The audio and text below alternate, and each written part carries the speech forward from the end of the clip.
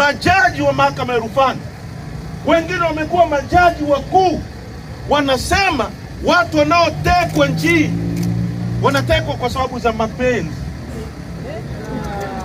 kwa sababu za kibiashara, kwa sababu za ushirikina.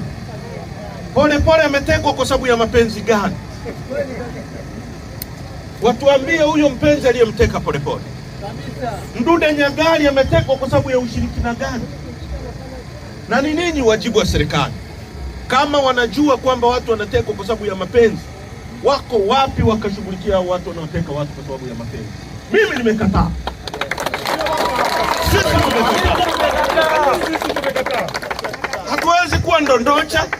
Nchi ya watu milioni 60 haiwezi kugeuzwa na kakikundi ka watu kwamba wakituambia rangi nyekundu hii ni nyeupe, na sisi tukubali kwamba hata kama macho yetu yanatuambia hiyo rangi ni nyeusi, sisi tuseme ni nyeupe. Inawezekana hiyo? Haiwezekani. Inawezekana hiyo? Haiwezekani. Hatuwezi kuwa taifa la ndondocha. Ndio maana tumerudi kwa full force, na baada ya kamati kuu tutakuwa barabarani. Hakuna rangi ya kuacha. Tuna kikao cha tarehe 28 na 29 ya kamati kuu ya chama chetu. Baada ya hapo tukutane kwa wananchi. Tukutane wapi? Hii tunayoanza kufanya hapa, hii ni rasharasha. Hapa hatujaitisha mkutano. Uongo kweli? Tumesimama kuzindua tawi. Watu ndio hawa hapa, walipoona tu bendera ya Chadema wamejikusanya. Kuna mtu aliwatangazia? Tungetangaza hapa pangekuwa hakuna pa kukanyaga. Uongo kweli?